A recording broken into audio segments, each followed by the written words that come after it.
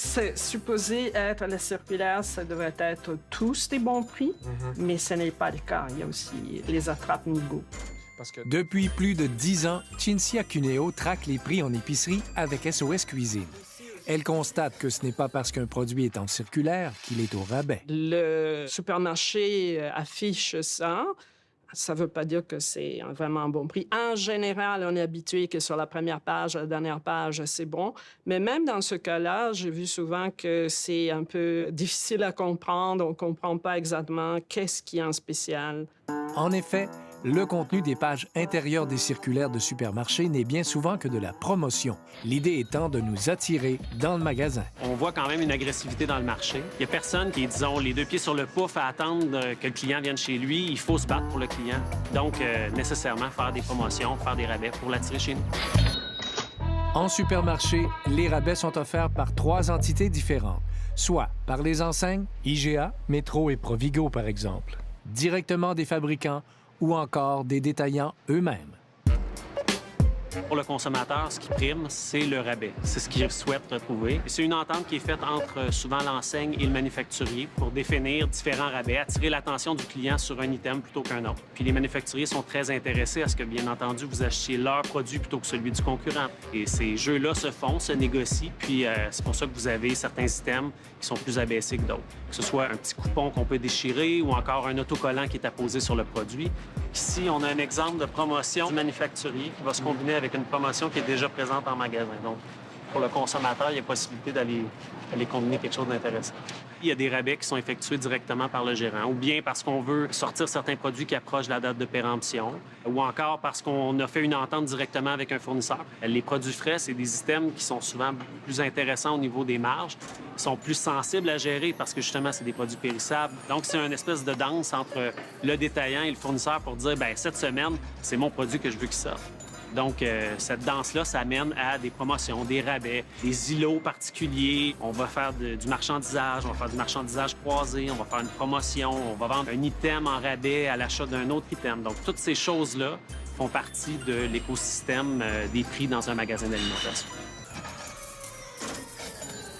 C'est pas parce qu'un produit est en rabais que celui d'à côté est pas moins cher non plus, là. Tout à fait, c'est vrai. Puis c'est là que ça devient important de bien comprendre les promotions.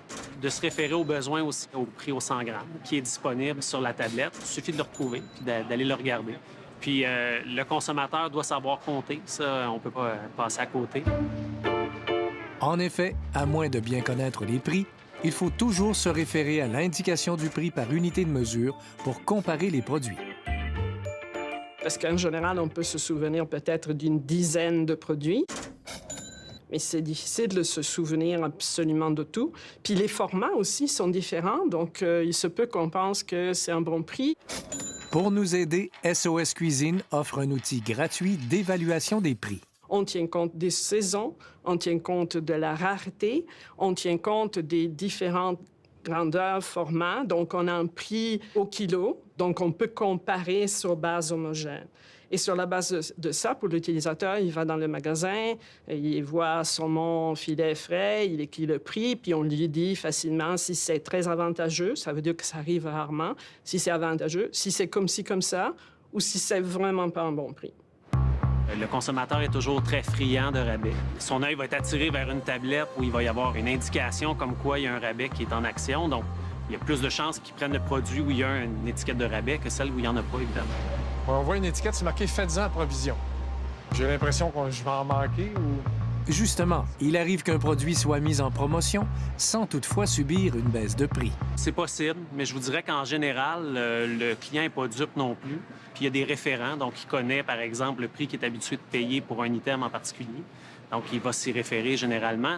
Vaut mieux être vigilant, car une affichette qui attire l'attention n'est pas un gage de rabais. C'est marqué 2 pour 6 $. Si je veux en avoir juste un, je suis pas obligé d'en acheter 2. C'est 3 $ l'unité. Puis le prix courant est 3,49 $. Tout est clair. Dans le cas des promotions à l'achat de plus d'un article, vous n'êtes souvent pas obligé d'en acheter plusieurs pour profiter du rabais, à moins que cela soit indiqué sur l'affichette. 3 pour 3 $, mais 1,50 $ si on l'achète à l'unité.